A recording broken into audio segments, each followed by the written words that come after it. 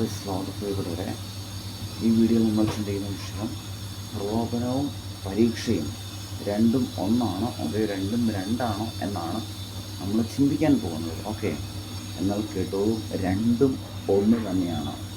Temptation എന്ന് പറഞ്ഞാലും test എന്ന് പറഞ്ഞാലും രണ്ടും സെയിമാണ്. ഒന്ന് ചിന്തിക്കാനായിട്ട് ഞാൻ രണ്ട് സംഭവങ്ങൾ ബൈബിളിൽ നിന്ന് പറയാം. ഈശോ ശിഷ്യന്മാരോട് പറയുവാണ്, നിങ്ങൾ പരീക്ഷയിൽ അകപ്പെടാതിരിക്കാൻ ഉണർന്നിരുന്ന് പ്രാർത്ഥിക്കുവേൻ. കേട്ടോ, പരീക്ഷ അഥവാ പ്രലോഭനം ഇതൊരിക്കലും പാപമല്ല. പ്രലോഭനം എന്നാൽ ഈ പരീക്ഷയിൽ വീണുപോയാൽ പാപമാണ്. ബൈബിളിൽ മൂന്ന് യുവാക്കളെ ബാബിലോൺ രാജാവ് തീയിലേക്ക് എടുത്തിടുന്നു.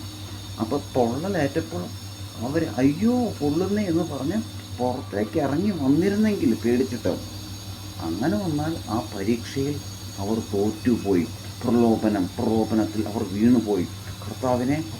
കർത്താവിനോടുള്ള വിശ്വസ്തത അവർ തങ്ങളിൽ നിന്നും എടുത്തു കളഞ്ഞു എന്ന് വരും. അപ്പം ആ പരീക്ഷയിൽ അവർ തോറ്റുപോയോ? അതവർക്ക് ആ പ്രലോഭനത്തിൽ അവർ വീണു. അപ്പോൾ പരീക്ഷ എന്ന് പറഞ്ഞാൽ പരീക്ഷയും പ്രലോഭനം രണ്ടും ഒന്നാണ്.